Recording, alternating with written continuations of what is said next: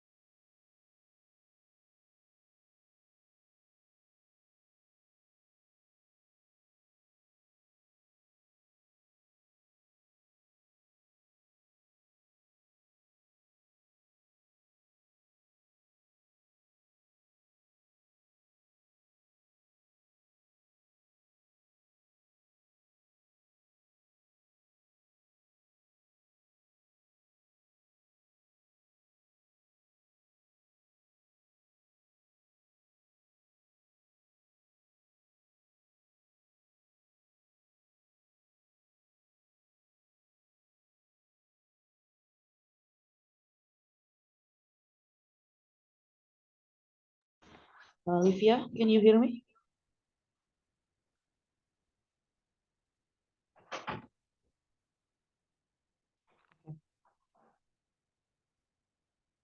Oke, untuk interpretasinya masuk nggak? Udah bisa belum? Oke, thank you.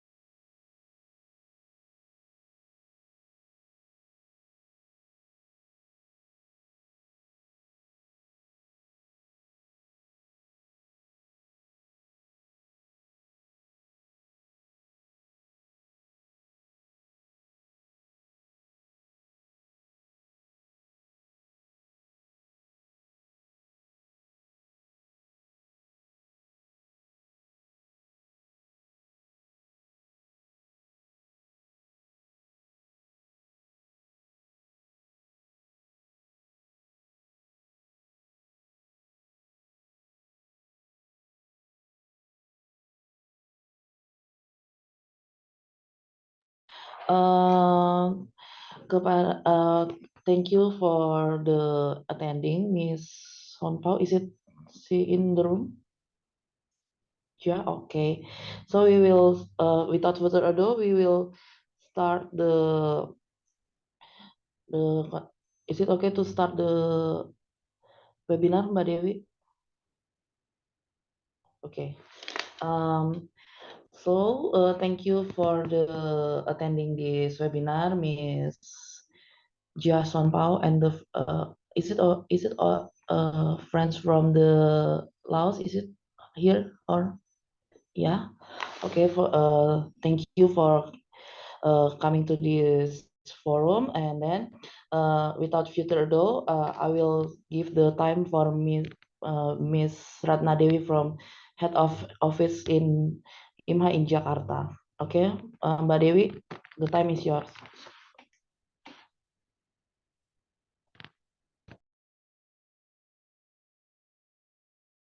Mbak Dewi.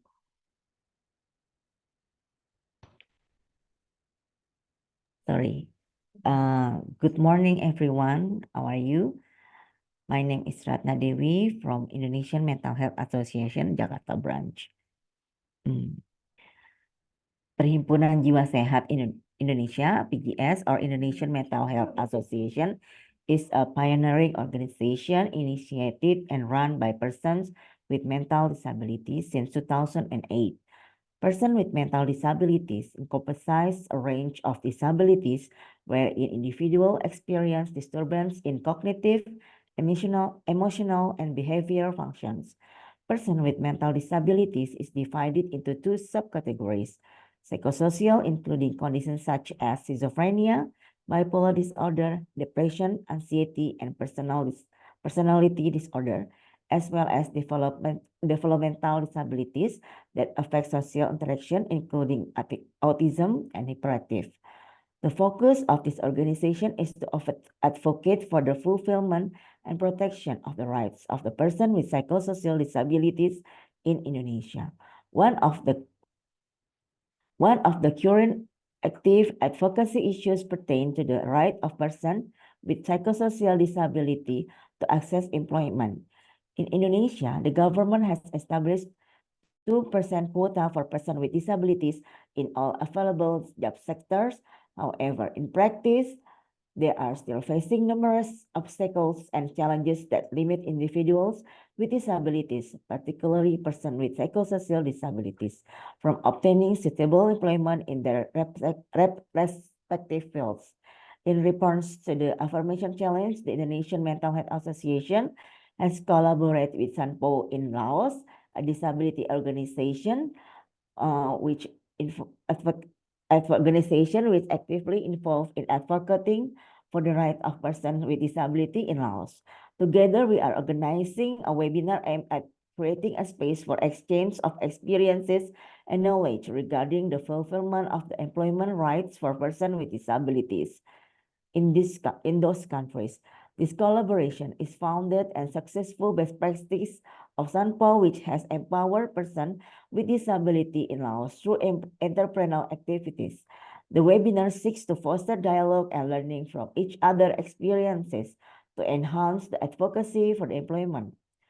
Okay, Nena, the time is yours. Thank you.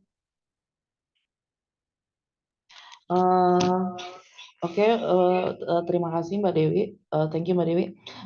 Without further ado, the first in here we have two speakers, Salwa from Indonesia, Miss Salwa Paramita from Indonesia. She's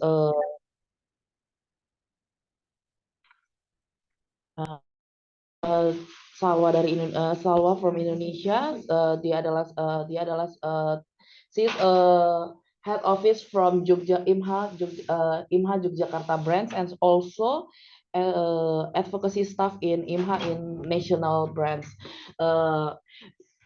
The first one, we also have Jah Sonpa from Laos. She is founder.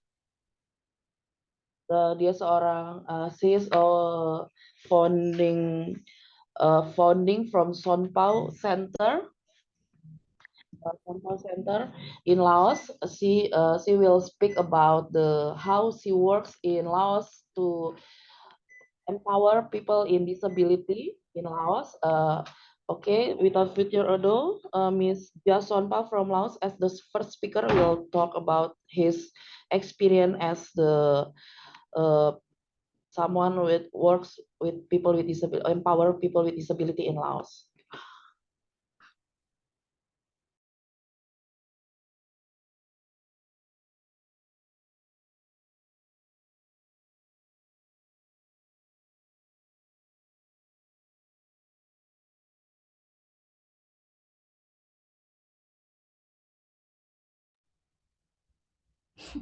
Hello, Sabadi everyone. Can you hear me?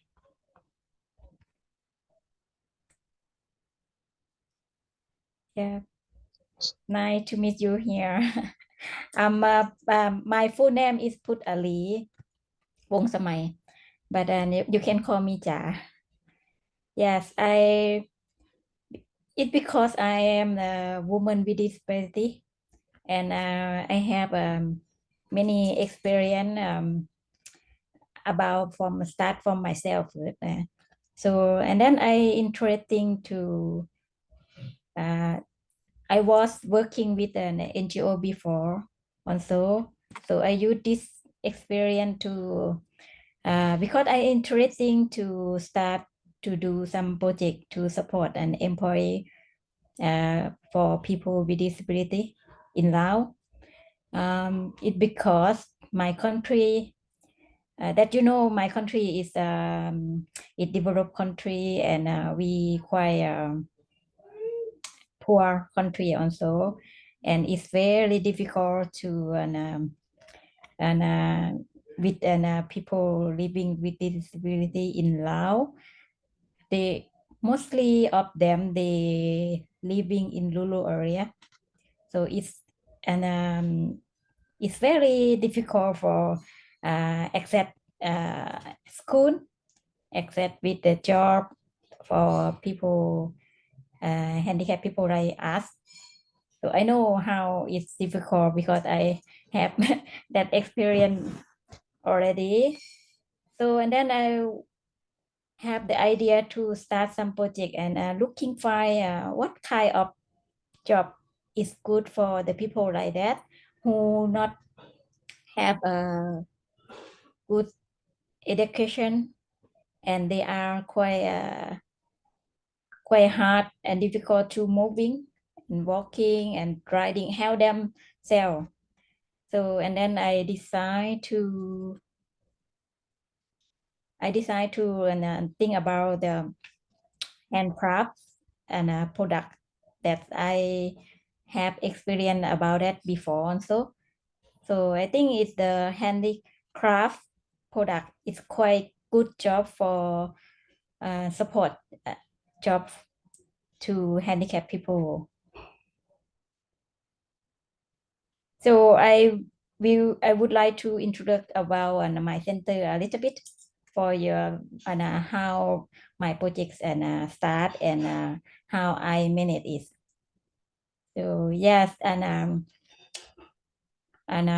start this project in 2017, and I want this project is can support employee and helping the people with disability to get a good job for themselves, and they can be strong, and they can living by themselves and can earn income with their working.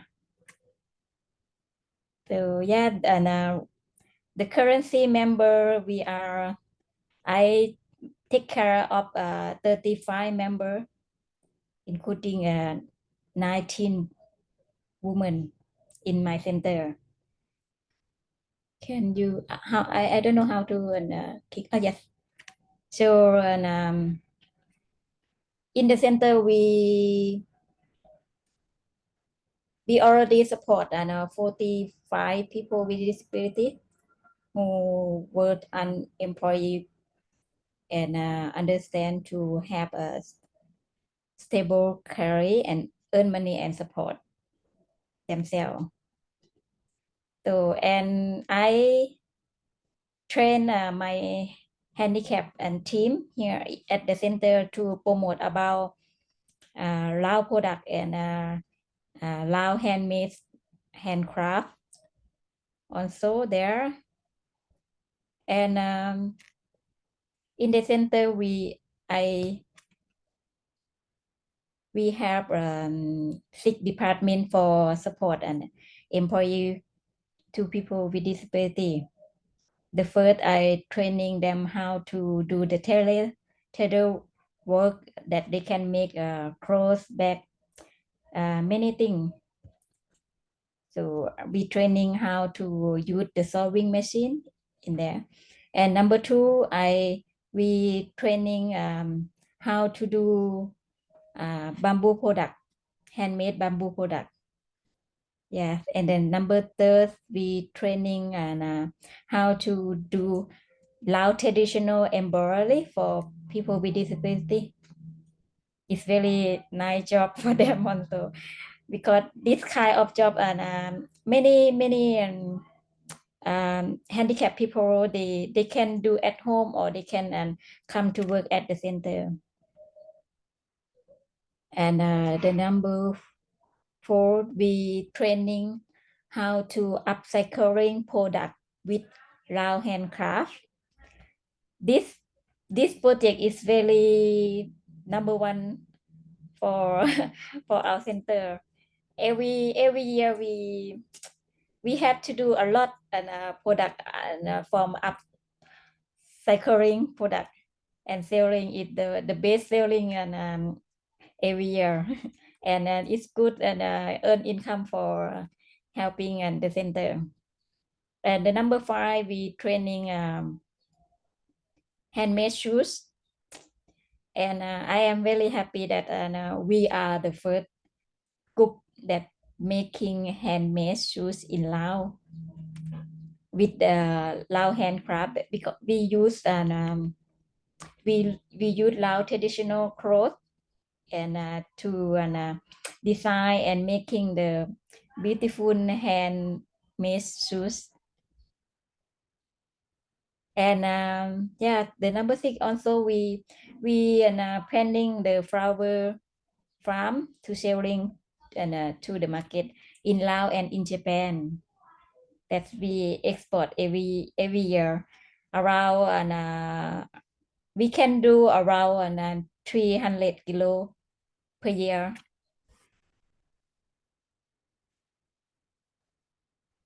Yes, this project that I talking about and it's quite the best selling for the product and it's this kind of project is really helping the handicapped people. They can do at home after they get training.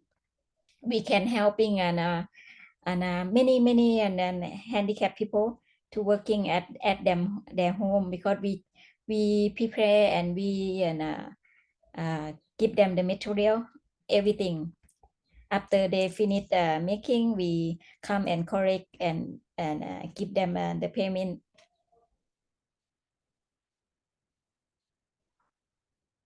Yeah, this one is the project is handmade shoes that we using hand weaving and fabric from the cotton and Lao traditional clothes.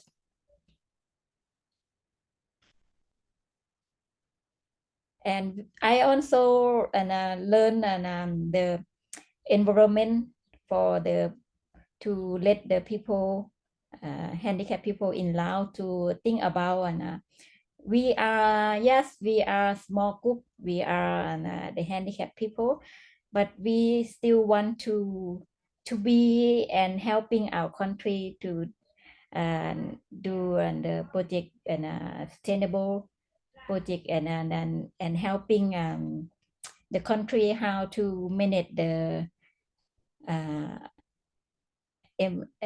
environment that I use the project for upcycling to making a Lao handcraft product with the recycle, that we correct some plastic bag, plastic straw, plastic foam, and using them to recycle to making jewelry handcraft and handmade shoes also.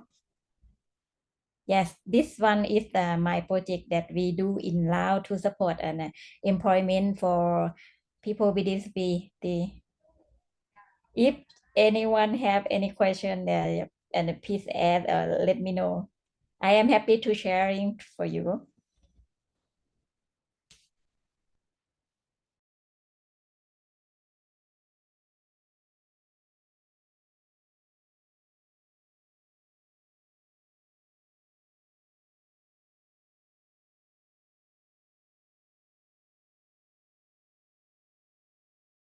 Di Google Form sama Miss Sean Pao, are you Yes. finished with your Yes. presentation? Okay. Yes. Thank you for the presentation, Miss Ja. This is the great experience you share to us. Maybe in Indonesia we can try to we can use this experience to share with the people with disability. Here is a lot of people with disability from other organizations come. So maybe this is one of the we can empower people to, how to how to build the organizations. Okay, Yeah. is it Salwa first, or you want to accept the question from the one Salwa first, or is it okay for Salwa first, Miss Jia, or you want to accept the questions first from the attenders? Mhm.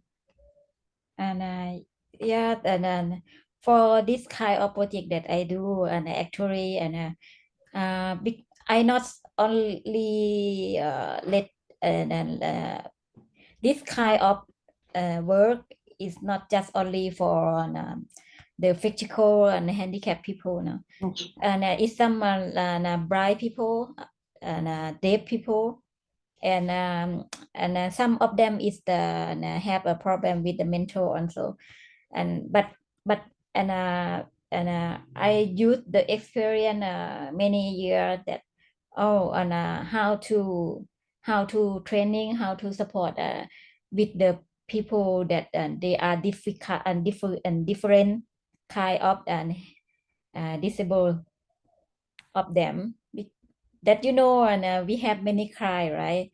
And I do this project. I want to helping everyone who are handicapped, but and we have many kind of the handicapped people that I say. Some of them is blind, some of them is deaf.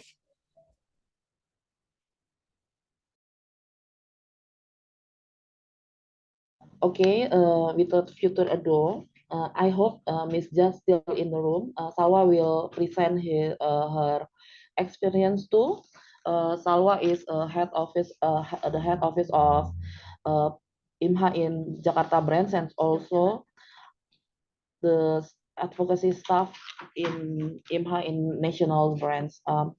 Salwa works a lot of regulations in works advocating a lot of regulations about people with psychosocial disability in Indonesia. Salwa, time is yours. Hello. Okay, hello everybody. Thank you, Nena. And then I would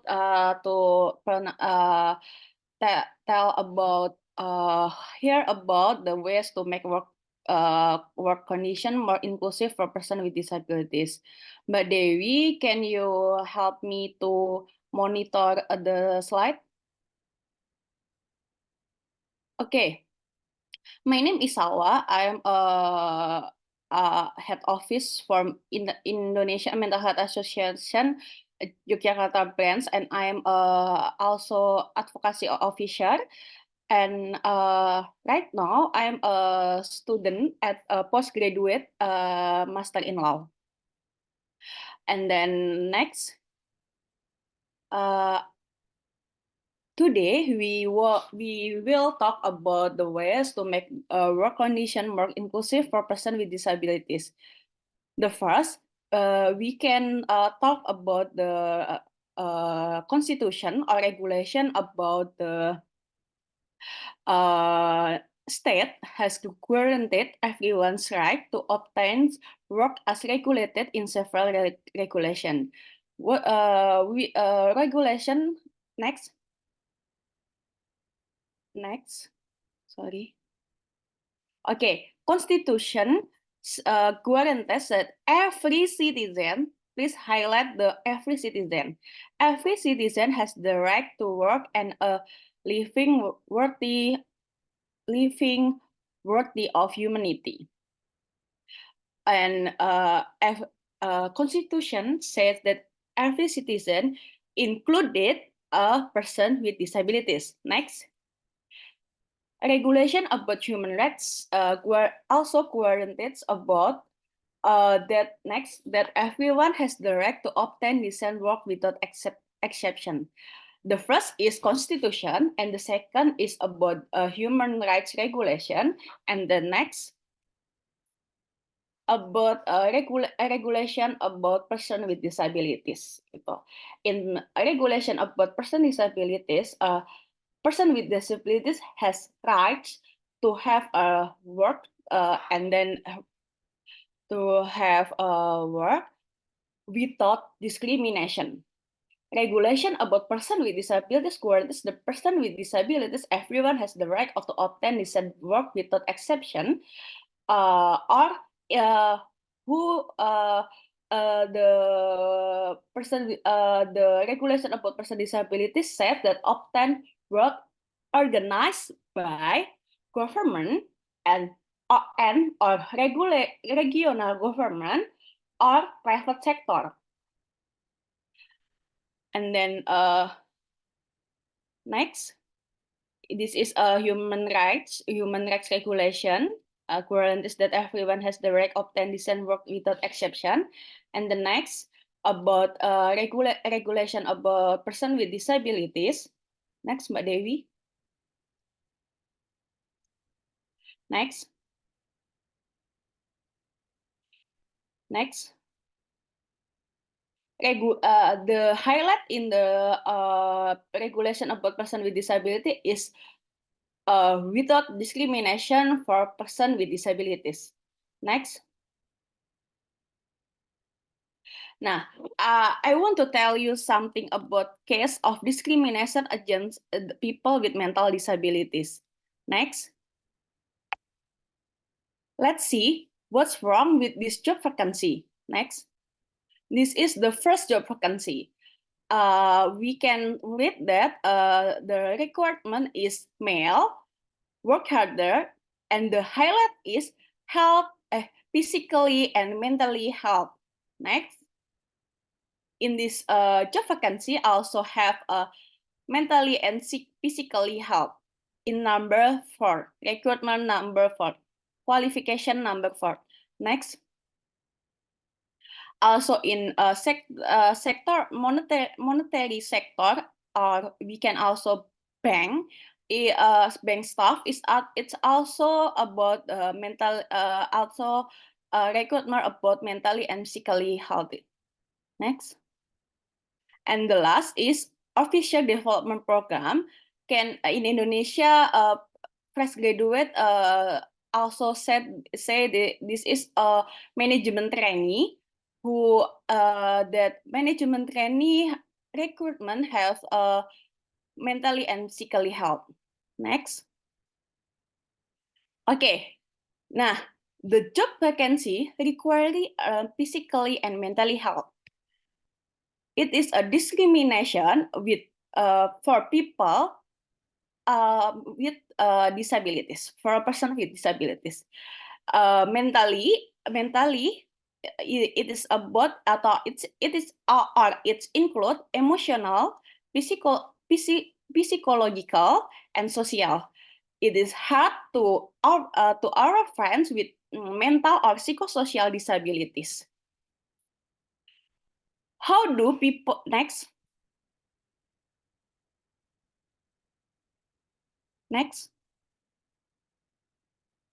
How do people with mental disabilities work when the initial recruitment already require physically and mentally health condition? The question is, how do people with mental disabilities work when the initial recruitment already require physically and mentally health condition? Next.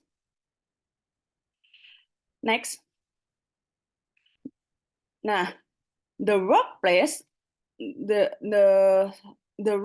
must provide the regulations guarantees that the workplace must provide permission or special leave for treatment to people with disabilities.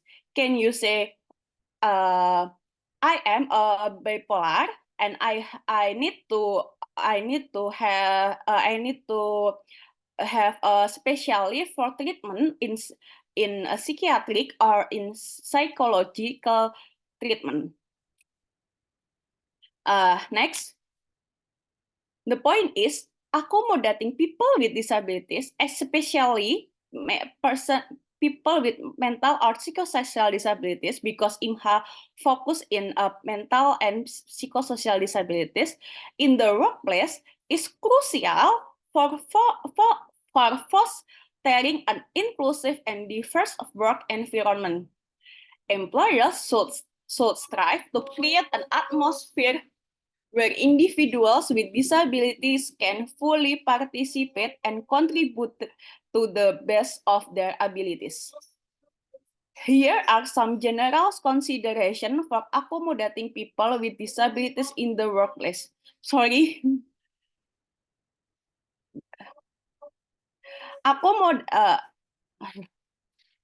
Accommodating people with disabilities is a general consideration for accommodating people with disabilities in workplace.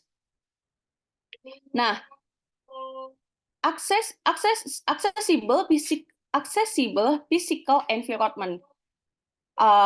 Person with disabilities mostly person with physical disabilities mostly use wheelchair or stick, kan?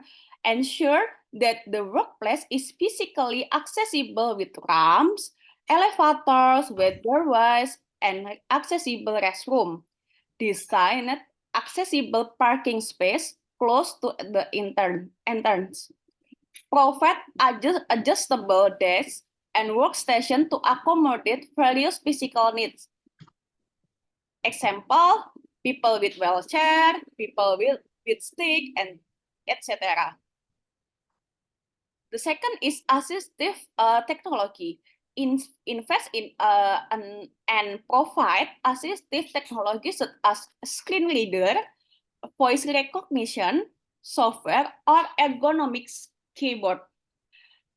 Ensure that software and digital platforms are accessible to individuals with various disabilities.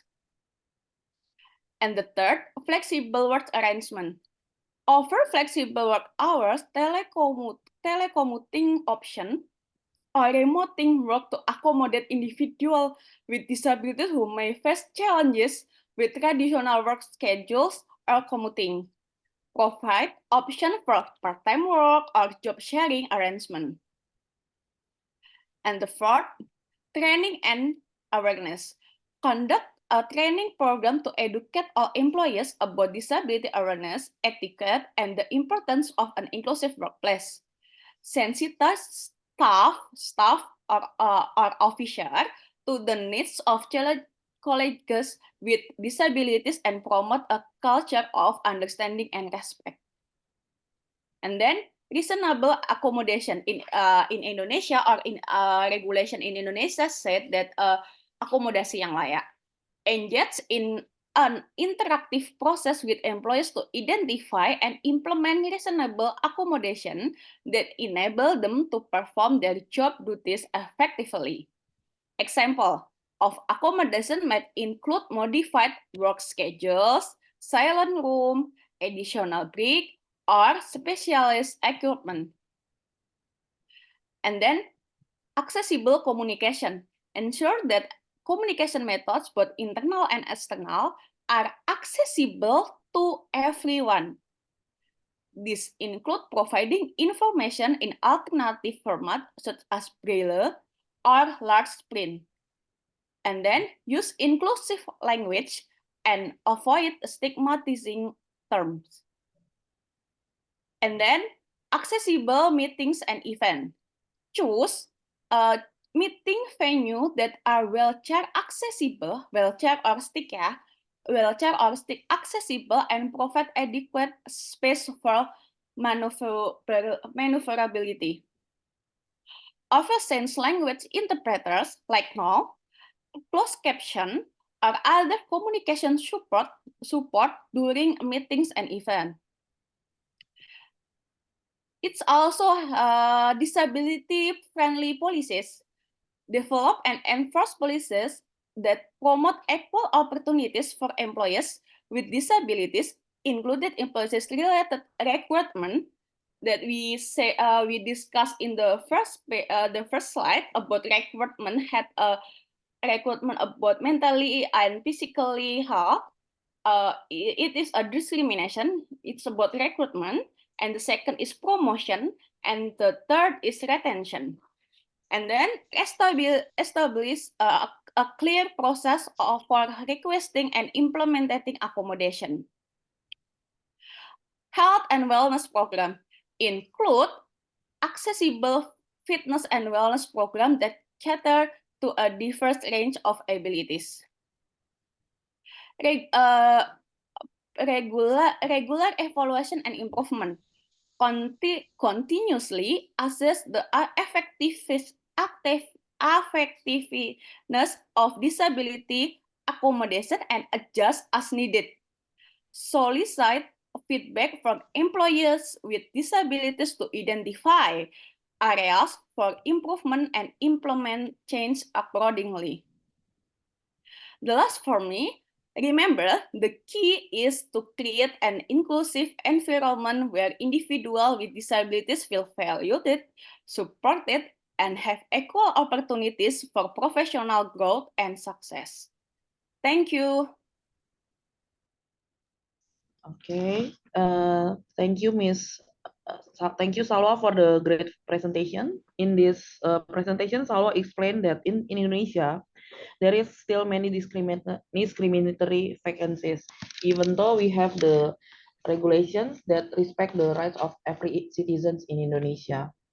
Well, without further ado, are there any questions from the participant for Miss Ja or Miss Salwa? Yeah, I have a question to Ja. Okay. Okay, Ja, I want to ask you a question. How do you build networking with Japan so that your products can be exported to Japan? Okay, thank you. Thank you for your question. And actually, we working on a marketing team and how to deal with to export and product to another country or in Japan. The first is because we not promote our working page only at the center. We join the like example, we join the event sometime, and we join the handicraft fair, Lao handicraft fair, Thailand, and then Japanese also. And every year we actually they have some event like that. So we join the event and promote about the product, and then we can then connect and meet some customer there. So, and then we can if and actually many tourists and customer they walk in the event, and yes, and it's quite easy to meet and deal with the customer in another country. And how to yes, that then your concern is in that event is many booth, many product, so right, that's right. But our product is quite special. It's that we are real 100% handmade by handicapped people, and we daily caring and carry about quality of the handmade. So we not selling and only like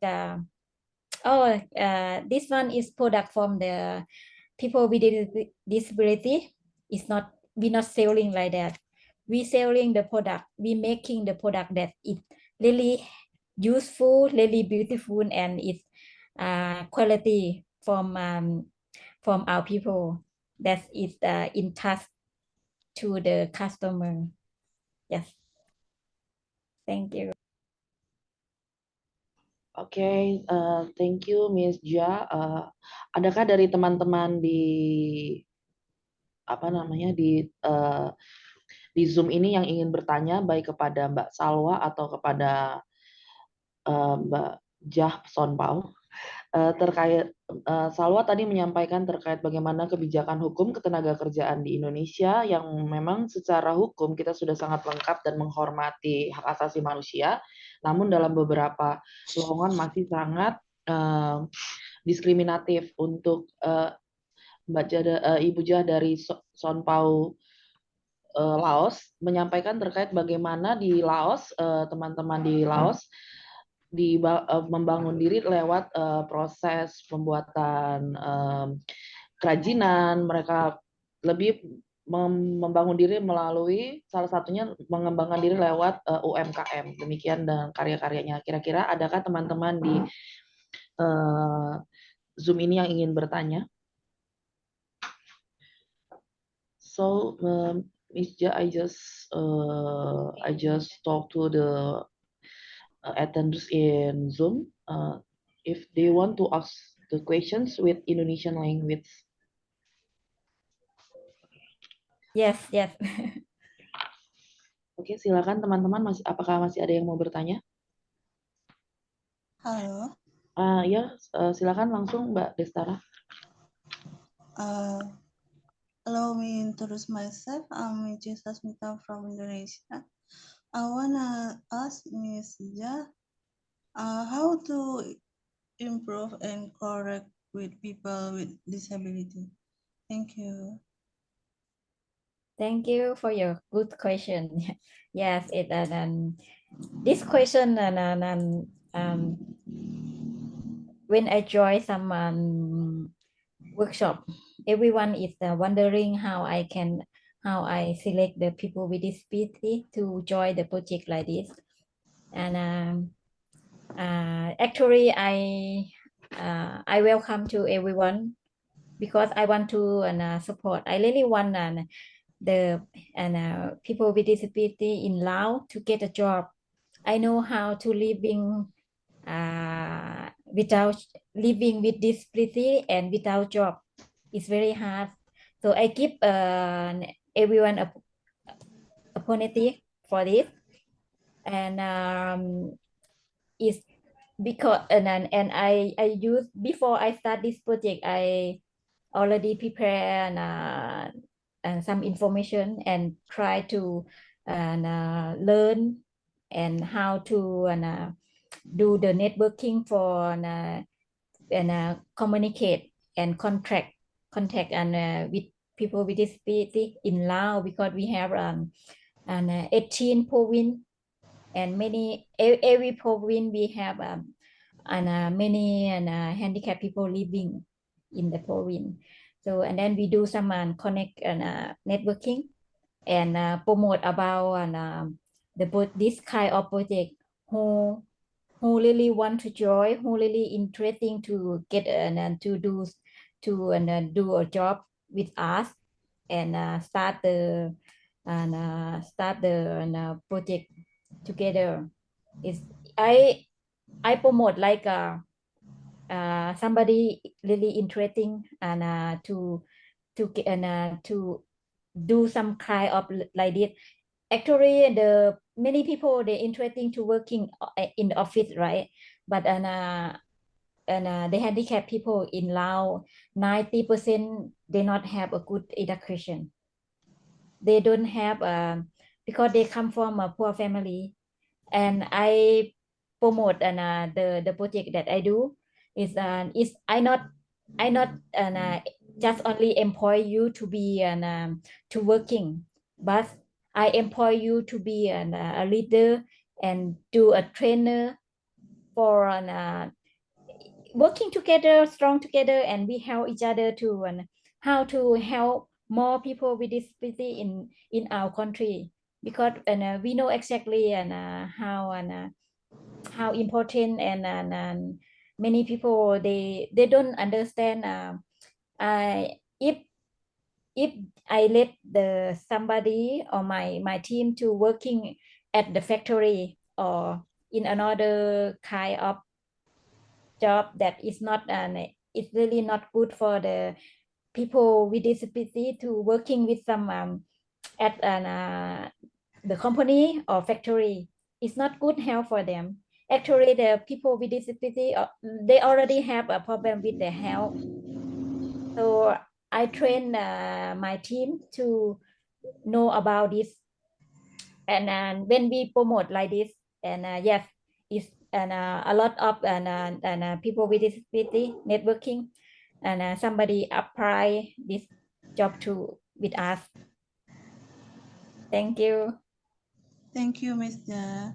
Okay, thank you, Miss Ja. First, there is Destara Sati. Miss Destara, are you still in the room? She wants to asking questions. After Miss Destara, maybe Kori Hani, and then Miss Rizka Effendi. Okay, Destara Sati, time is yours. Thank you, Nena. I want to ask Miss Salwa about people with psychosocial disabilities in working place, because we have to disclose about our diagnosis. I have experience that I was working in NGO in Indonesia, and I have episode when I'm not too stable. I have I was depressed and all of that, but I can't disclose about my diagnosis to my employee, because there's so much stigma and discrimination about uh, our diagnosis as psychosocial disabilities. How about other people like me that still have to fight for our rights as a people with disabilities, because we have the same rights as other citizens to have the decent job, working at a good office, but there's still discrimination to disclose about our diagnosis. So I want to ask Ms. Salwa about how about protections of rights to us as psychosocial disabilities, to make it a secret or not disclose our diagnosis, because there's still some stigma in society with us as a psychosocial disabilities. But at the same time, we also have our episode when we're depressed, but we can talk about that to our employee, because they won't understand because about our struggle as people with disabilities. So in this contradiction, how to resolve these issues, because I know you studied a lot about protection and the rights of people with psychosocial disabilities, and how to protect us to get our rights to have a decent job and same rights as other citizens in Indonesia. Thank you, Ms. Salwa. Okay, can I answer the Destara's question, Mbak Nena?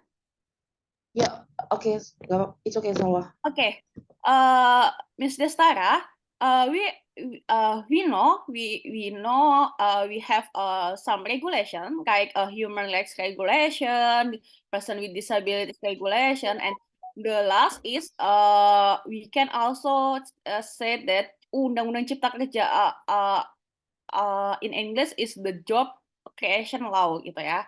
But when we are unstable, the function is actually to provide adequate accommodation and special leave, or we can say that is a cuti khusus as stated in the regulation. But in the regulation, in human rights regulation and person with disabilities regulation. But when we talk about Undang-Undang Cipta Kerja or the job creation law, the job creation law not the job creation law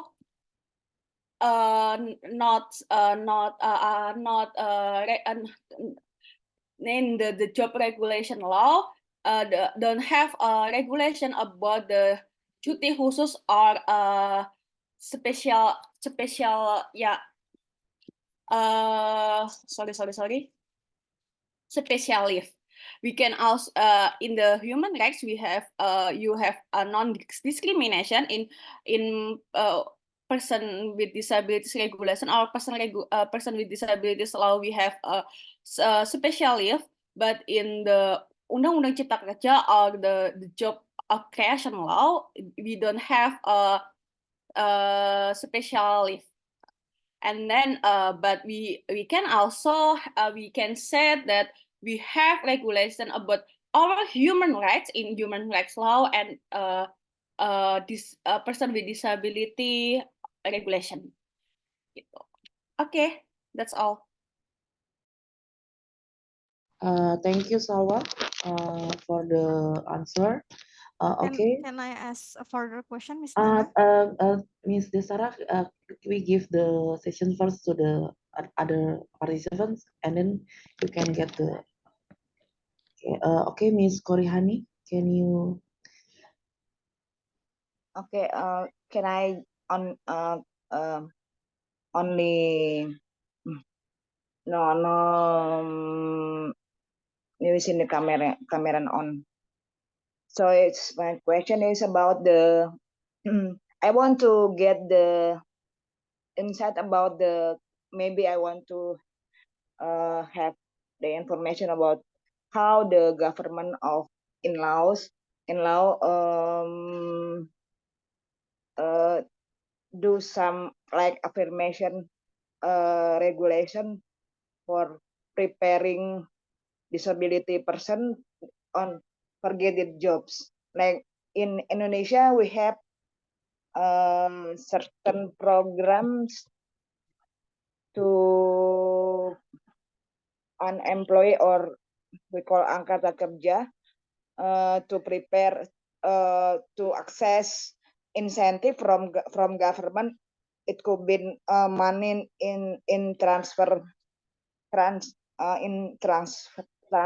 transfer or certain programs that could be accessed from application like we call program prakerja.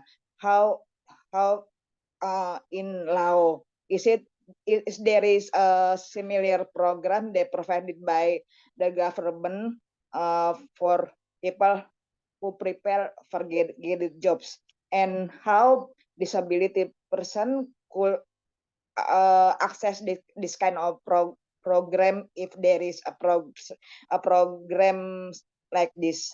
Thank you. Yes, thank you for your question. Yes, in Laos and our government and they are support and that they do some policy to the big company that they must have two employee with this and with disability. But the problem is for us that 90% of disability people in Laos they living in rural area. They come from a poor family. They cannot accept a good education, and because you must have a certificate or you must study and have a degree to work and at the big company in Laos. And the second problem is our country and we just start like 10 years ago that try to improve the building, the page that people with disability can access to the building. But just only few company they improve their building for access and for all. So it's quite difficult for the handicapped people in Laos to accept that job, that kind of job. And the government already do and the policy for that the company must have 2 employees with disability in there. If you not have, so you have to pay the tax for that. but right, but we have the networking group with disability to do our rights that promote to every place, every office, every building, big company to when they must improve their working place for access for all, for everyone can and access their building, and it's easy for people with disability and to come and yes and working and at their building. It's some of and people with disability they have a degree and they want to apply and working at the big company, but and then they cannot because they are on wheelchair, and some company they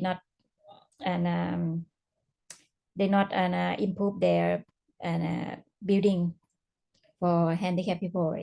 It's quite sad. It's quite sad. But anyway, we not give up about that. We will fighting about to let and everyone and awareness to everyone that and think about when you building when you do some like a restaurant, hospital, and shopping mall and working place, you must and do the page that is access for all, for everyone can access to their building. Thank you. Okay, thank you, Ja, for the answer. First, for your information, guys. For those with the future questions, let's first we involve our other colleagues, and afterwards, I will come back to you to your other questions. Okay, guys. Okay. Miss Rizka Effendi, time is yours. Thank you so much. I want to ask one question for Miss Ja Sonpa and Miss Salwa. I ever work with the one of company with the high pressure conditions, competition, fast paced, even working with the people who have not impact each other, which is affect with the employee behavior. As a person with a disability with mental issue, what do you suggest to working with the condition? And even we already optimize our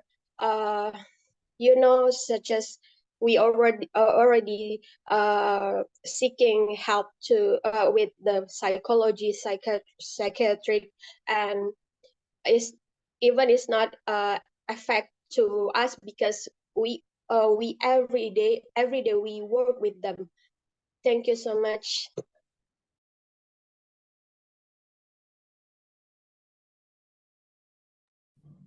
Okay, first maybe Miss Ja, you can answer the questions from Rizka. After that, Miss Ratna Dewi. Yes, and to working with the people and have with disability with mental, I already have an experience before, and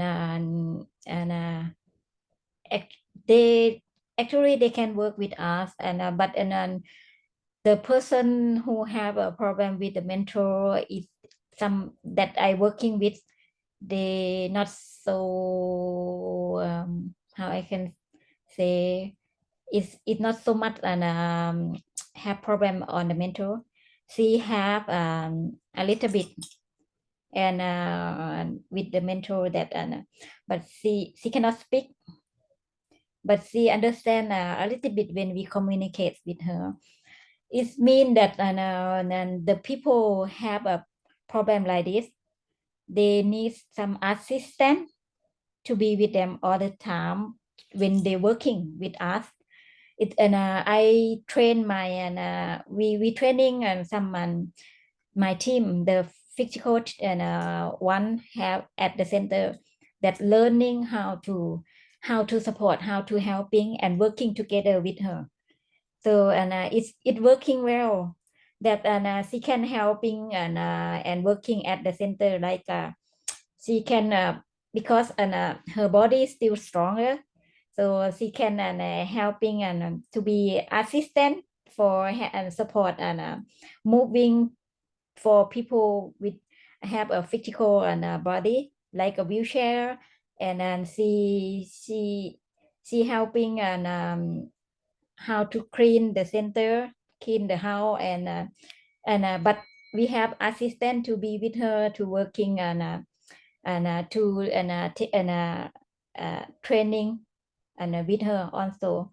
And so every day when she come to the center, she still we have to remind her memory, and because the people who have a problem with the mental, and then they every day we have to do the reminder and then do the same system that every day what kind of job she can do at the center, and the assistant and have support her like that. Is it working? It really perfect working, but some and some of the another center they just they just train the people like this, but without the assistant to beside. I think disabled people have the mentor. They are right to accept to the job, but some kind of job we can hiring for that kind of person like this, like a housekeeper they can do, and the housekeeper job is quite work well for this kind of person, and they cannot do detail of the product, right? But they can do another thing, and that another job that is easy and it's accept for the kind of person with disability with the mental. But I saw some the people who really quite hard that they cannot control that by themselves. It's really hard. It's so sad about that too, and I don't know how to.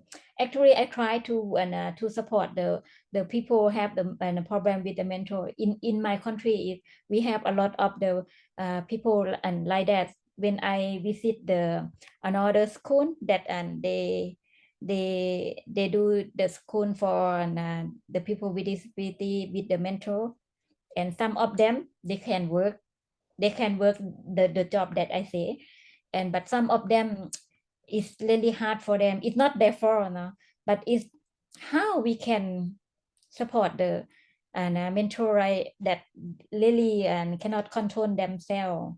I still want to learn about this also, and if somebody know about how to support and helping the people like this, because that person I working, she it's around 60% she have problem with the mental, right? So it's 40% she still can communicate, but they have to do every day the same system every day, that but and it work well for them. But about the people who have around 90% or 100% with the mental, how to help, how to support the person like that, I still want to, if somebody have experience, please share to me also. Thank you.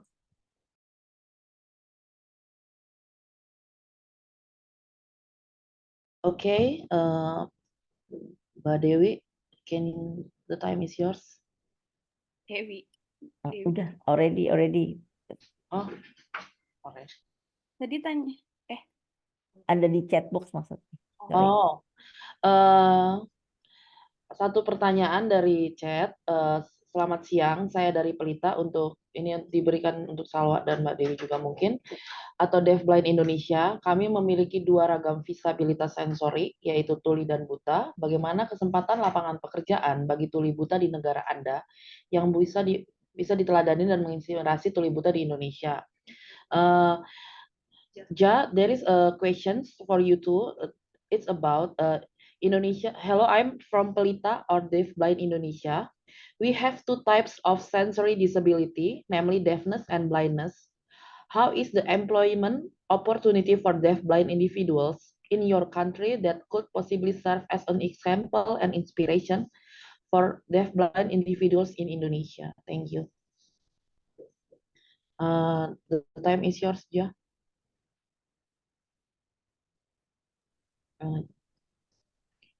And can you sorry, I can you explain your question again?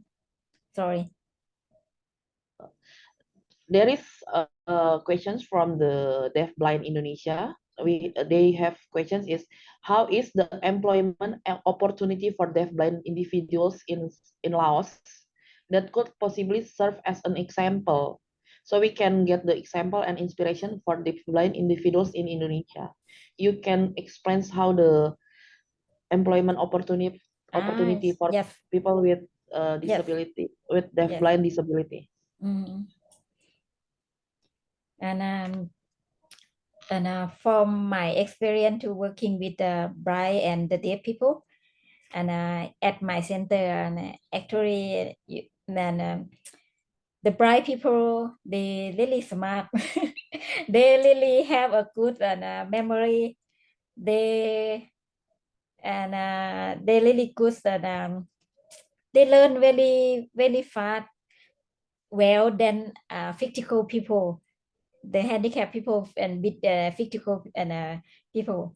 And why I say like that, and I have working with the blind people and have the experience to join their workshop also in Laos. And I saw many good opportunities for the blind people, but I just wondering a little bit, and some of them, actually they are working well with the computer in my country, that the person who buy people, but at my center, because my center do the handcraft product, right, handmade product, and the buy people can do with art also. I have a good experience and with my team, that I really surprised that he can do the handmade product, that he do the weaving with bamboo product. He can do basket. He can do around few product design of the bamboo handmade product, and I think and not the blind people can work on the handcraft also, that we do at the center, but they need to take more time to get training how to do the product. And in Laos, actually, the blind people, they do massage. Mostly 90% they do massage, but actually they can do many kind of job that people can surprise about the blind people, that they quite amazing, and somebody very good on the computer, they control and they control a lot, and wow, and they can do writing proposal. They can do many things. They can do like a call center service, and on the telephone, on internet, everything that they do on the but it's I think we will promote about this kind of job for to let many company and the government know about that, and actually the blind people, they can accept to the call center job also, that they no need to go to the office, they can work at home. That I have the experience to and join the study tour in Japan and in Thailand, that they support the kind of like an IT job for the blind people at home. And deaf people actually, yes, they are strong. They can do many things. But the problem is in Lao country, we don't have so much about the sign language.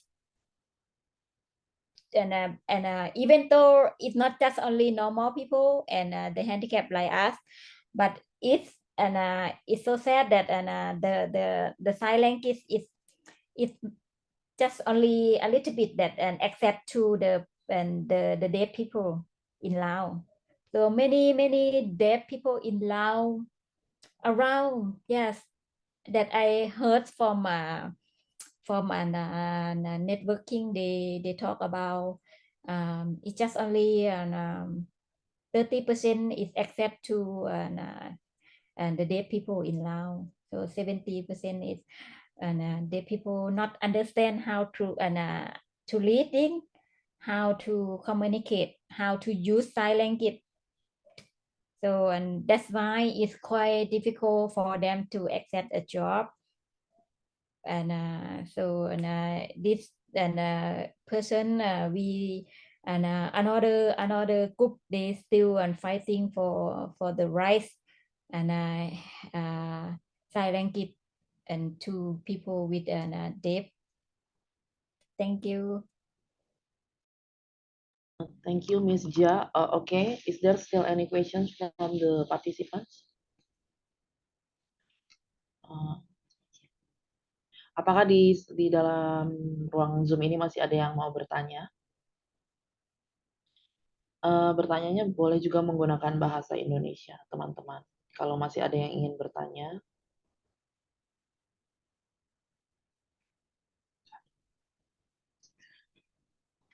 Oke,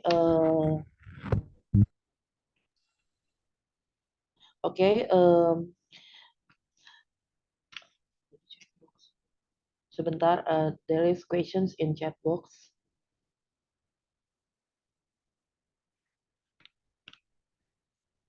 Okay. In chat box,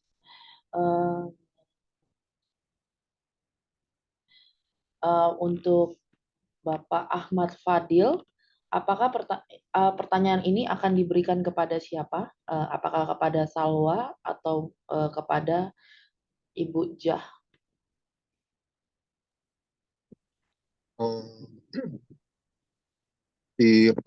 Kak Salwa. Oh, oke. Kepada Mbak Salwa, apakah masih ada di ruangan Mbak Salwa? Salwa? Ya, masih. Sorry, sinyalnya menurun, jadi tak matiin kameranya. Oke, nggak apa-apa. Salwa, ada satu pertanyaan. Selamat siang, saya dari Depok. Aku memiliki ragam disabilitas intelektual.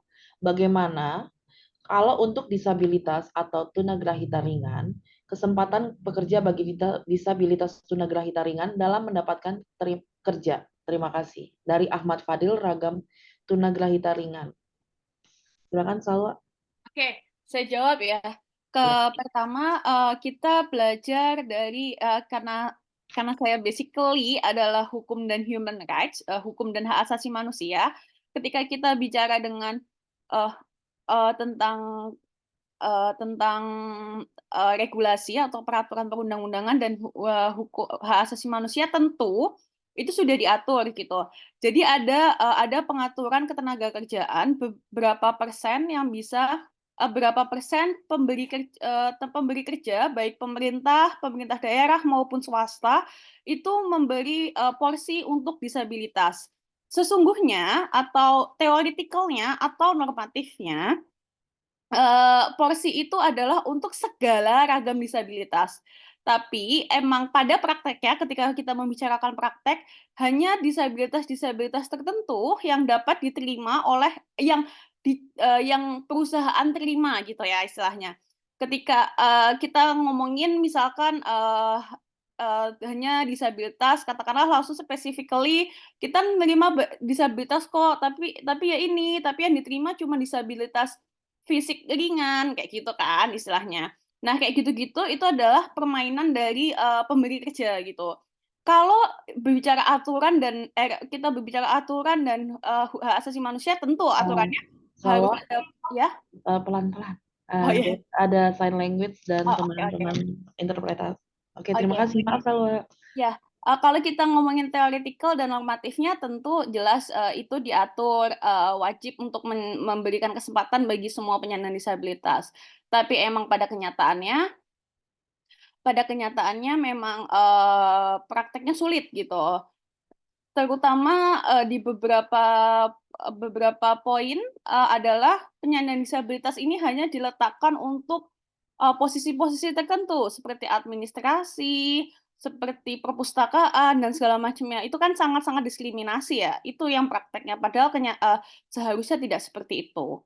Gitu. Lalu baru-baru ini perkembangannya ada kepolisian sendiri membuka pekerjaan untuk penyandang disabilitas, tapi setelah saya kaji adalah disabilitas yang diambil adalah disabilitas fisik dan itu pun disabilitas fisik ringan kayak gitu. Jadi emang kalau dilihat secara peraturannya sudah baik, semua ragam disabilitas, tapi pada prakteknya memang pemberi kerja baik swasta, pemerintah daerah maupun pemerintah pusat ini belum terlalu inklusif terhadap semua ragam disabilitas. Gitu aja sih. Sorry ya, cepet soalnya keburu ini sinyalnya hilang gitu. Makasih. Iya, terima kasih, Salwa. Apakah masih ada yang mau bertanya, teman-teman?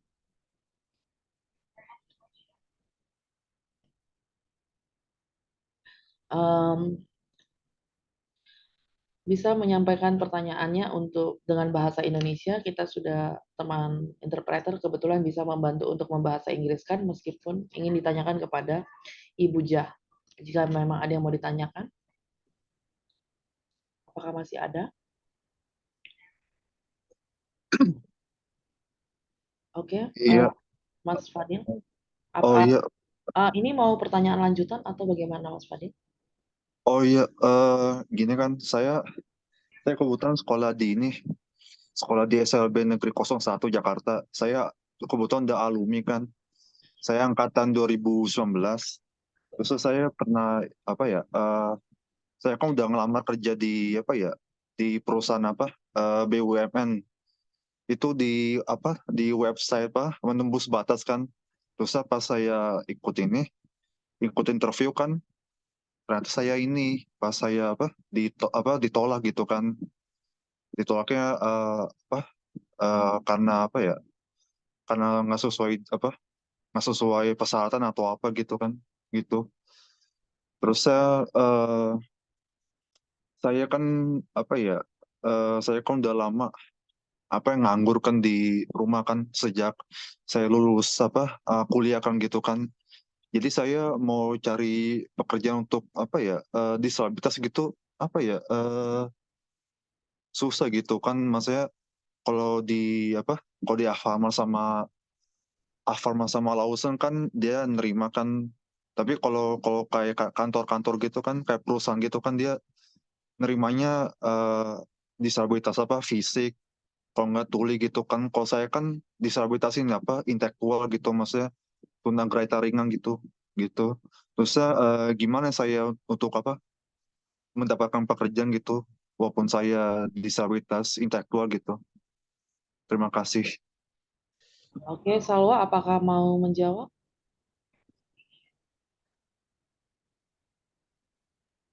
Oke, mungkin ini lebih ke Mbak Dewi ya, karena sebenarnya setahu saya itu sebenarnya ada namanya job fair, benar nggak ya Mbak Dewi, job fair yang untuk disabilitas itu secara berkala? Ada memang job fair untuk Nah, disabilitas, tapi nah, memang untuk kuota disabilitas mental dan intelektual ini memang masih sangat jarang seperti itu. Walaupun di Alfamart pun waktu itu untuk mental dan intelektual itu tidak ada seperti itu. Jadi di ULD Ketenagakerjaan Kemenaker juga misalnya kayak misalnya disabilitas mental hanya porsi-porsi tertentu aja gitu loh. Jadi sebenarnya kan kayak kita disabilitas mental kalau kita sudah stabil dan lain-lain itu semuanya bisa kita lakukan gitu sesuai dengan passion dan memang keahlian kita gitu ya. Tapi seperti itu, masih ada plot-plot khusus misalnya disabilitas mental, misalnya housekeeping atau apa, padahal kan sebenarnya kita mempunyai potensi yang lebih dari itu, kayak gitu. Maksud apa, kesempatan kerjanya memang belum ada. Mungkin kita memang perlu mendorong lagi pemerintah agar benar-benar menerapkan 2% kuota di BUMN atau di ASN, ada 1% di swasta, itu memang benar-benar bisa terrealisasi gitu loh. Untuk P3K-nya aja yang tahun lalu itu kalau nggak salah ada salah satu jabatan di P3K itu tidak memperbolehkan apa namanya penyandang disabilitas bipolar dan juga meminum obat psikiatri. Nah, itu kan benar-benar apa ya, diskriminasi banget ya buat kita gitu. Tetapi memang disabilitas mental dan intelektual masih jarang sekali seperti itu. Nah, yang ingin saya tambahkan adalah inilah kerja advokasi kita bersama teman-teman. Mungkin kita saling bisa berkolaborasi untuk mendorong pemerintah supaya tidak ada diskriminasi, apalagi yang specifically ke penyandang disabilitas tertentu, kayak gitu. Kita usahakan bersama. Begitu aja sih dari saya. Oke, terima kasih Mbak Salwa. Ini dari chatbox ada teman tuli yang ingin bertanya, boleh. Di sini ada juru bahasa isyarat. Nanti kalau mau bertanya mungkin bisa langsung on cam kepada Xiaomi 2304. Jika ingin bertanya, nanti akan ada teman juru bahasa isyarat yang membantu. Silakan untuk teman dengan ID Xiaomi 23 sekian. Boleh bertanya, silakan.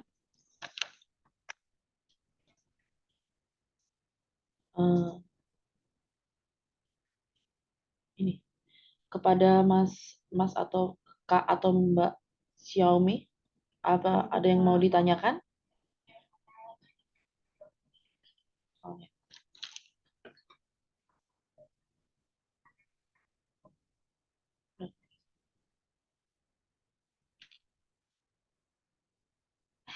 Oh, ya udah nanya.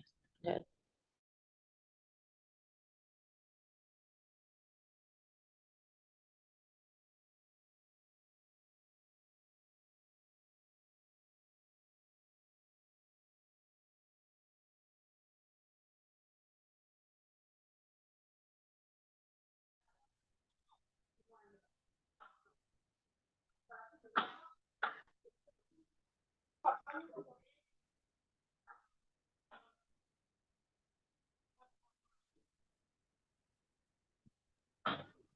Teman-teman JBI bagaimana?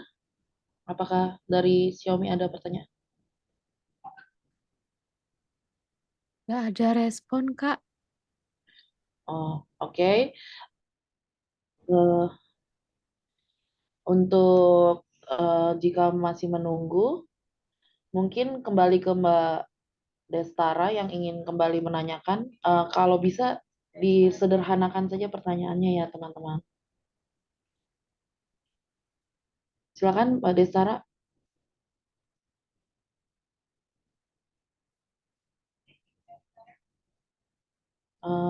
Destara?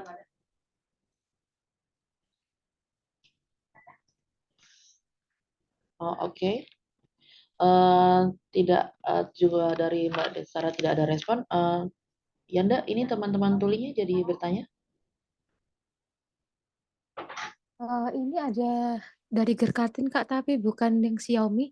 Oh, tidak apa-apa. Kalau mau bertanya bisa langsung, mau menanyakan langsung atau kita bacakan. Mungkin yang di chat yang Fitra ini, Kak, dari Gerkatin Sumut. Yang Xiaomi mungkin masih ngechat kayaknya, Kak. Ini Yanda, dia mau bertanya langsung atau dibacakan? Kita bacakan atau mau ditanyakan langsung?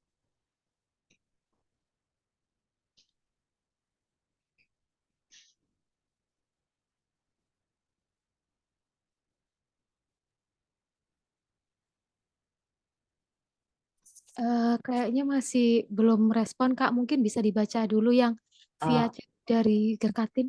Oke, pertanyaan ini mungkin akan diarahkan kepada Mbak Salwa dan Mbak Dewi dari Indonesia ya. Kebetulan gimana pemerintah promosi lamaran untuk disabilitas sensorik tapi belum muncul di disabilitas sensorik dalam info perusahaan. Mungkin bisa Salwa dan Mbak Dewi lebih ke bagaimana disabilitas sensorik kenapa belum muncul dalam info dalam perusahaan seperti itu.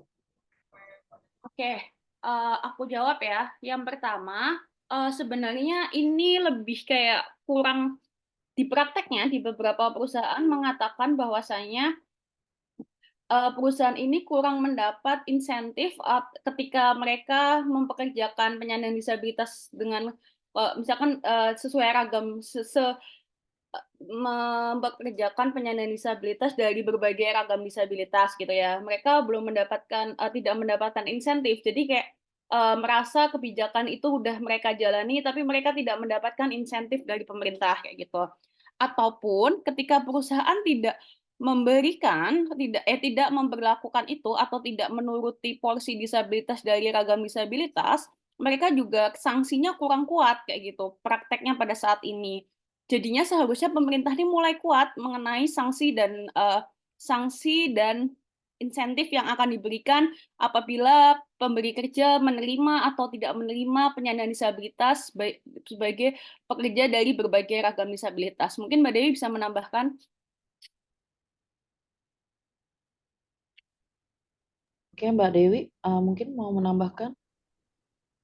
Ya, memang tadi itu mungkin kita juga perlu audiensi lah, maksudnya juga bukan kita juga ya, secara masif teman-teman disabilitas yang lain gitu, mungkin kita bisa berkolaborasi bersama memang agar benar-benar kuota 2% disabilitas dan 1% itu memang benar-benar terwakili dari disabilitasnya masing-masing, dan mungkin juga kita juga bisa dengan Kemenaker atau Pan-RB yang juga bisa mencabut persyaratan sehat jasmani rohani gitu loh. Jadi mungkin juga kan ada unit layanan disabilitas di Kementerian Tenaga Kerja. Nah, kita mungkin bisa audiensi lagi ke sana karena yang tadi saya bicarakan misalnya kayak misalnya disabilitas mental hanya bisa housekeeping, hanya bisa hal-hal yang apa namanya mudah, padahal kita tuh realitasnya bisa lebih dari itu, seperti itu. Mungkin kita bisa bersama-sama, bukan hanya PGS, misalnya kita juga sama gerakan organisasi yang lain, karena kita kan dari ragam yang berbeda, mempunyai kebutuhan yang berbeda juga, seperti itu. Terima kasih. Oke, baik. Terima kasih Mbak Dewi dan Mbak Salwa. Sebentar Pak Randy, tadi teman dari Tuli sudah menuliskan pertanyaannya untuk teman-teman di chatbox. Mau tanya tentang disabilitas Tuli, lamar kerja di administrasi di Jakarta, apakah boleh? Demikian Salwa dan Mbak Ratna mungkin boleh menjawab, atau Mbak Dewi aja mungkin.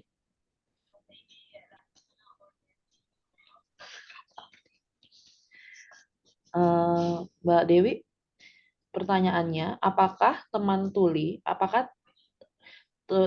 disabilitas Tuli dapat melamar pekerjaan sebagai administrasi? Mungkin Mbak Dewi atau Mbak Salwa ada yang mau menanggapi? Saya kalau misalnya dari siapa itu? Kalau misalnya itu kalau misalnya untuk administrasi teman-teman Tuli sebenarnya sih bisa aja kan. Yang penting di awal pekerjaannya itu memang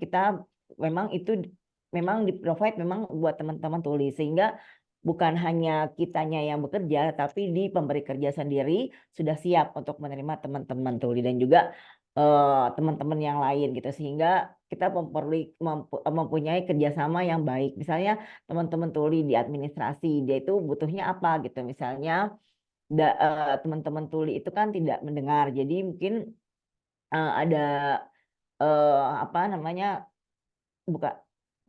voice to text ya. Nah, itu mungkin hal-hal semacam itu perlu di-provide oleh perusahaannya, dan juga dari bagian HRD juga dan teman-temannya juga agar mendukung teman Tuli ini untuk berkarya, karena kan memang sebenarnya kita mempunyai akomodasi yang layak, mempunyai aksesibilitas mulai dari perguruan tinggi juga gitu loh. Dan kalau misalnya dia mempunyai kapabilitas untuk menjadi staf administrasi, tidak apa-apa seperti itu. Oke, baik teman-teman. Beberapa yang ada di chatbox ini kan lebih kepada pengalaman pribadi kita di Indonesia. Kebetulan di sini juga ada Ibu Jah. Akan sedikit kurang tidak aksesibilitas untuk Mbak Ibu Jah kalau hanya menanggapi apa yang menjadi pengalaman dan bagaimana tindakan-tindakan diskriminasi yang terjadi di Indonesia. Jadi agak sedikit kurang sharing knowledge jadinya kalau kita hanya ingin menanyakan terkait bagaimana menangani apa ya tindakan diskriminasi, tindakan apa saja yang tidak dapat dilakukan kita sebagai penyandang disabilitas. Mungkin nanti untuk sharing pengalaman lebih ke sana, ini bukan untuk mau mendiskreditkan pengalaman teman-teman, tapi mungkin lebih ke bagaimana nanti untuk pengalaman-pengalaman ini bisa dikonsultasikan atau dikomunikasikan dengan teman-teman di PJS atau teman-teman di organisasi disabilitas yang hadir hari ini yang mungkin bergerak di bidang advokasi. Mungkin boleh kalau pertanyaannya lebih kepada bagaimana apa yang ingin kalian ketahui dari Laos atau bagaimana keadaan di Indonesia yang ingin kalian perbaiki dan bagaimana keadaan di Laos. Mungkin seperti itu agar ini lebih berimbang informasinya dan Ibu Jah juga punya kesempatan untuk berbicara, bukan lebih kepada menanggapi apa yang menjadi bagaimana permasalahan kita di Indonesia dan hanya Mbak Salwa dan Mbak Ratna saja yang berbicara. Oke, Bapak Randy PPDI mungkin ingin menyampaikan pertanyaan, silakan. Okay, thank you. I'm Junior Randy from the Indonesian Disabled People's Association, Sentra Kalimantan Provinsi, Indonesia. I want to ask friend from outside Indonesia. Number one, are there any difficult in your country in obtaining work in open employment opportunities?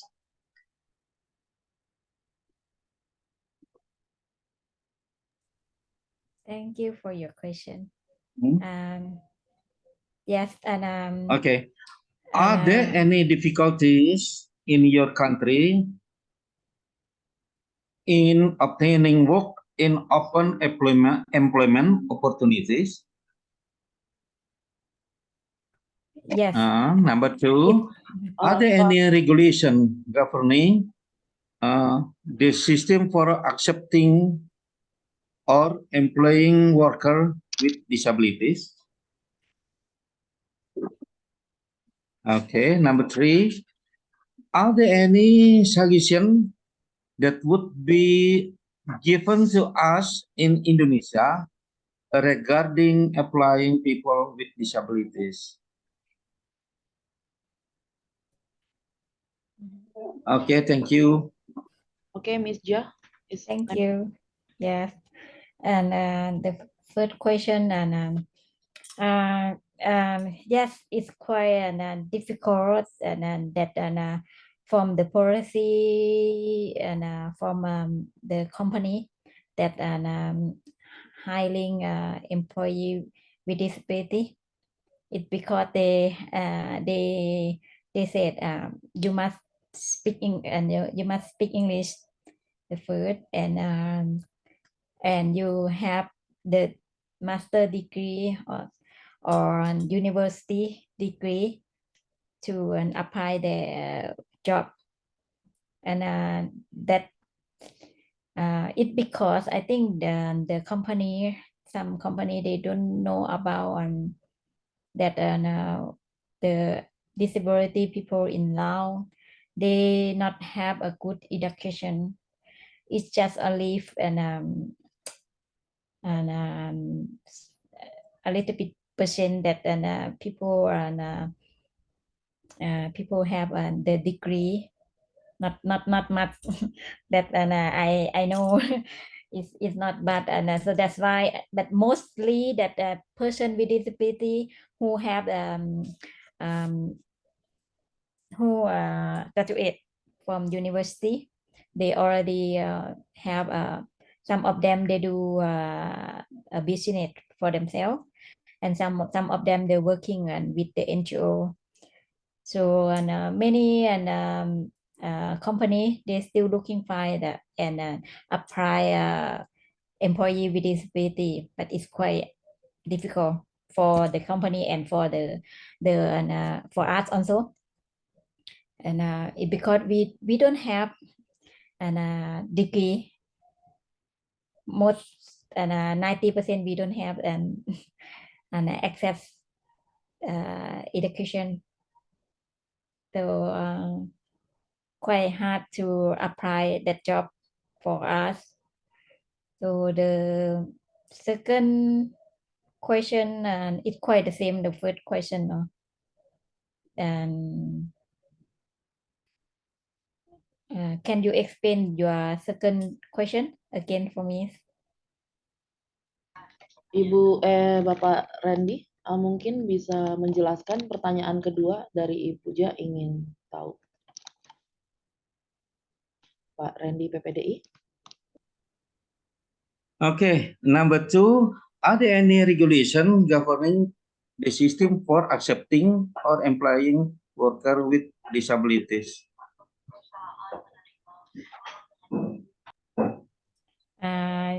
For this question, sorry, I really not sure 100% that actually the government have already have a policy to many office and company. They must have 2 employee with disabilities at their company, and but I saw some another official they apply and they have hiring and people with disability working with them also. But for the regulation, I'm not sure 100% about that. What kind of their policy to accept people with disability with and working with them. And so this question, and I will note it, and I will ask my another association and networking and about this. So and then may I answer you later by and I will send and the answer to Ratna later, and she will send to you. And the number 3rd question, and can you explain more and about this question again? Excuse me, sorry. Mungkin Pak Okay. dijelaskan. My question number 3.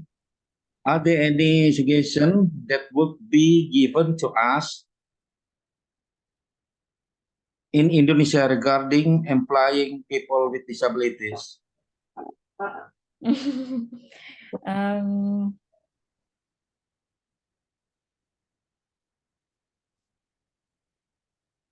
I think it's quite the same as many countries that they have a policy and that the official and the company, big company, they should have 2 employees with disability working with them.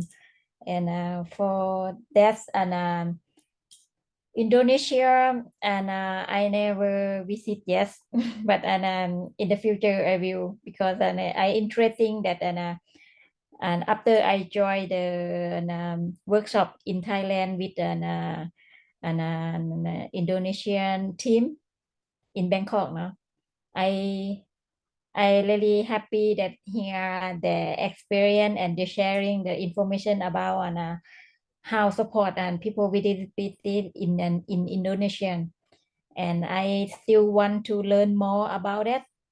And if I have opportunities and in the future that and can join your webinar or join your study tour and a workshop in the future, I would like to join and learn more about how an Indonesian government they support and the people with disability to access work, access education, and the rights for people with disability in Indonesia also. For it would be good if I have an learning the experience like that. So, and I will I can have more idea to answer your third question. But I think it would be good, and it's no need to do different between country Laos or Indonesia. And for the and people with disability like us, we need people and understand and believe on us that we are the same with everyone. We are right to accept to the job. We are right to and to join and share the idea and helping the country for any developing project in the country. Thank you. Thank you, Jia, for the answer. The last questions from Lily. She is asking, is there in Laos? Is there in Laos? There is a maximum age limit for working. So because in Indonesia we have a limit age for the working for job vacancy. So Lily wants to know, is in Laos there is a kind of like that regulations? Okay. And in Laos we don't have a limit about it.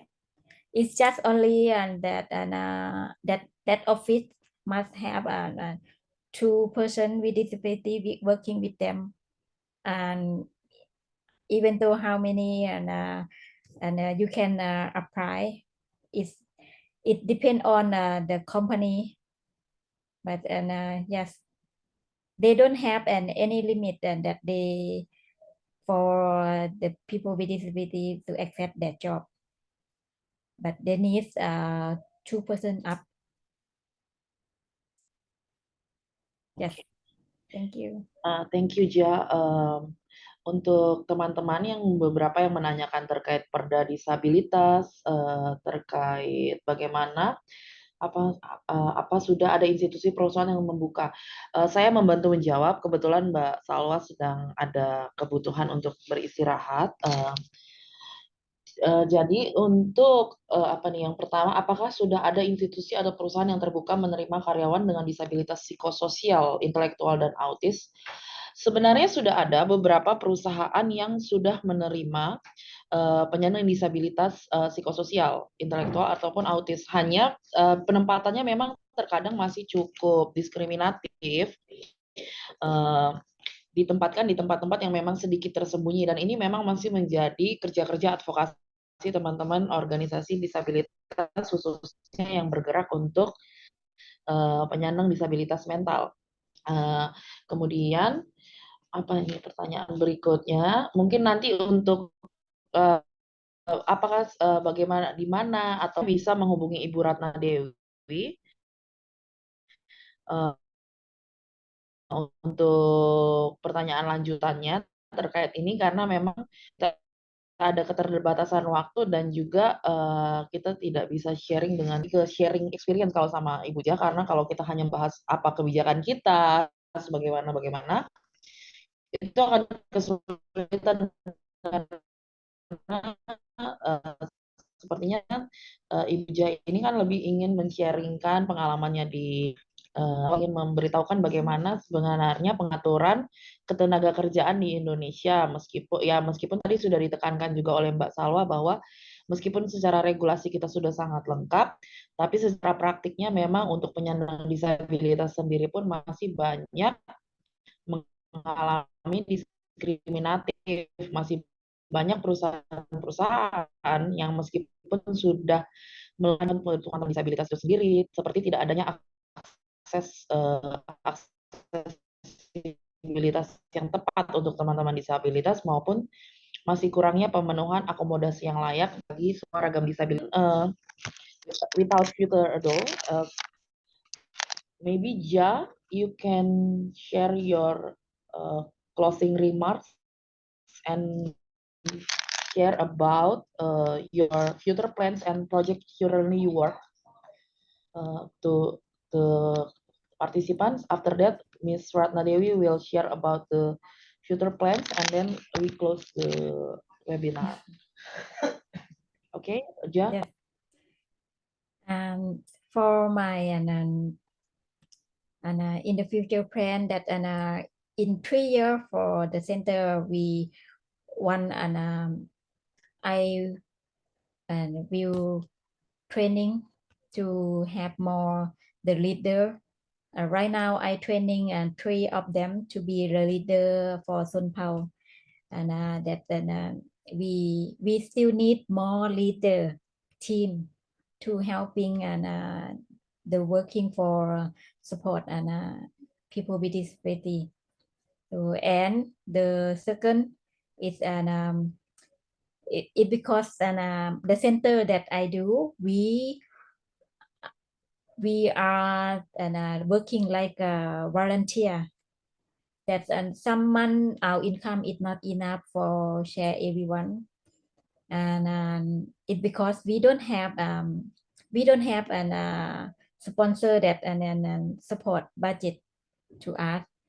The all payment or budget we do on business, Son Pao business, that we do the manage the center and the team, because 35 members we are living and working together and in the house that I rent the house, one house that we are the big member living together and working there.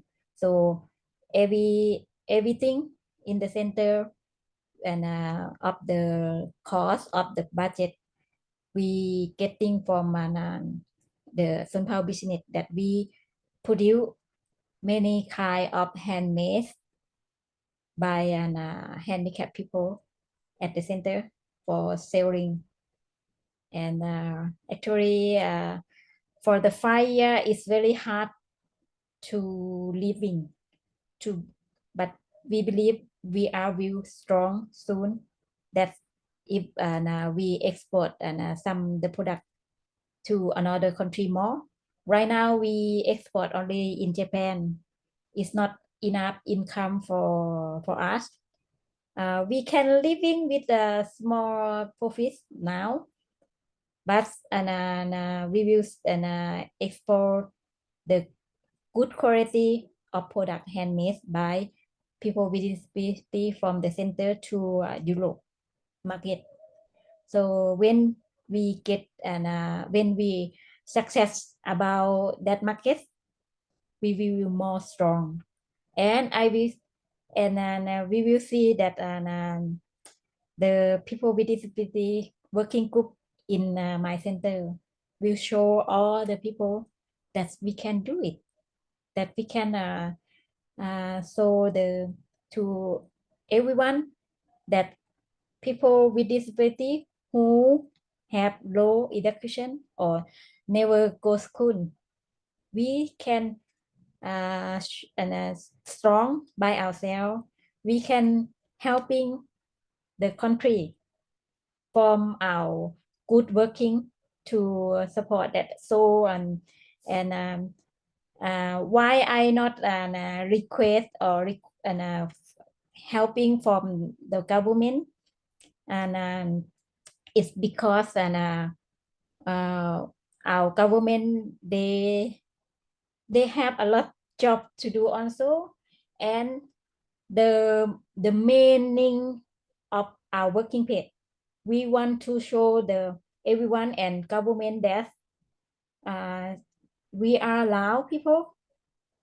Why not we try to do some good project or start from our idea to helping our country. If it's not just only the people with disability, but it would be good if everyone, the younger, the office and people working, every kind of job, if you believe on yourself and you work for do some meaning for helping your country like us, in I believe in 2 years people will see why we not request helping from the government, why, and I want to people understand that, and why we have to living for difficult for from yourself.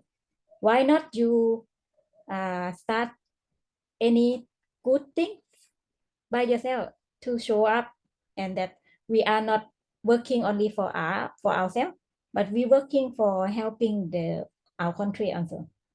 So we will show that our working place to do more meaning than support job to people with disability by our good quality of work from people with disability. That's and after that, and after we success about it, we will give this push to our government to we want our government to be proud of people with disability working group like us, that we will not be the person who waiting help from everyone from government, but we are strong to working with our quality of work and for helping our country. In Lao country, we need many good projects to helping each other, and we need everyone think about when you're working, even though what kind of your job, but you are the person who born in your country, right? You must do anything for helping together, and I want to see my country strong together with normal people and people with disability together. That is our future plan to do. Thank you. Okay, thank you, Ja, for the sharing. Maybe Mbak Ratna Dewi, you can share your future plans or what you currently work right now with the IMHA in Jakarta branch. Mbak Ratna Dewi, time is yours. Okay. There's a lot of obstacle for person with disabilities to find formal job, although there's already have 2% quota in working in the governmental and 1% in the private sector.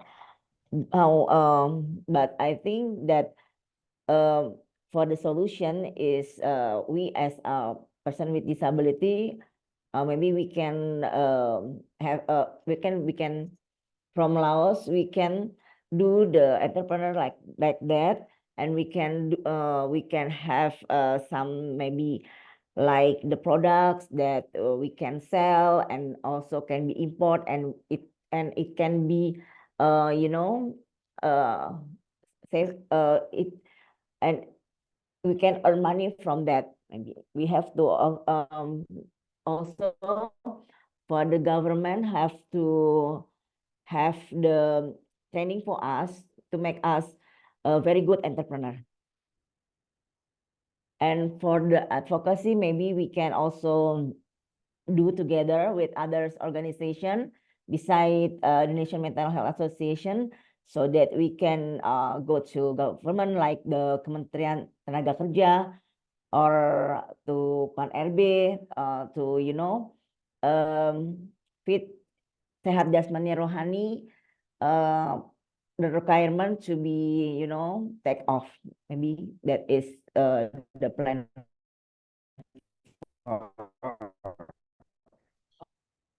Okay, thank you, Ibu Ratna Dewi. Thank you, Nena. this webinar, can we take the photo together? Please open your camera, guys, if you want to take the photo. Okay.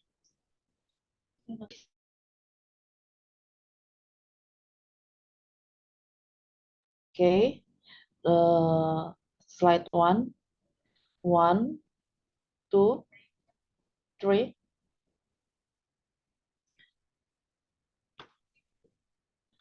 Okay. Slide 2. 1, 2, 3. I give side for Okay. inclusion. So thank you, Jack. Oh yeah, okay, okay, okay. The Thank Randy you. is want to take photo with inclusion sign. Okay, we use inclusion sign. Maybe Bapak Randy, can you show how the sign? Okay, we take the photo. 1, 2, 3. Okay, slide 2. 1, 2, 3. Okay. Thank you guys for the joining this webinar. Thank you, Ja, for your for this the good opportunity. We can the next step we work together again. We meet again. I never met you before. Maybe one day I will meet you. Oke, terima kasih untuk teman-teman semuanya yang sudah hadir hari ini. Untuk yang beberapa tadi terkait pertanyaan tentang ketenaga kerjaan atau sebagainya, mungkin nanti pertanyaannya bisa dicatat di dalam kertas, di chat atau dimanapun, mungkin bisa diserahkan kepada Ibu Ratna Dewi, nanti kami bantu menjawab lebih lanjutnya nanti dari teman-teman di PJS Jakarta. Terima kasih untuk kehadirannya. Dengan ini acara saya akhiri. Thank you, Ja. Thank you, everybody. Thank you. Goodbye. Bye-bye. Terima kasih Yanda dan Mbak Dea dari JBI. Terima kasih Mbak Livia dari Interpreter. Mohon maaf bila ada kekurangan. Ya. Bye-bye. Bye-bye.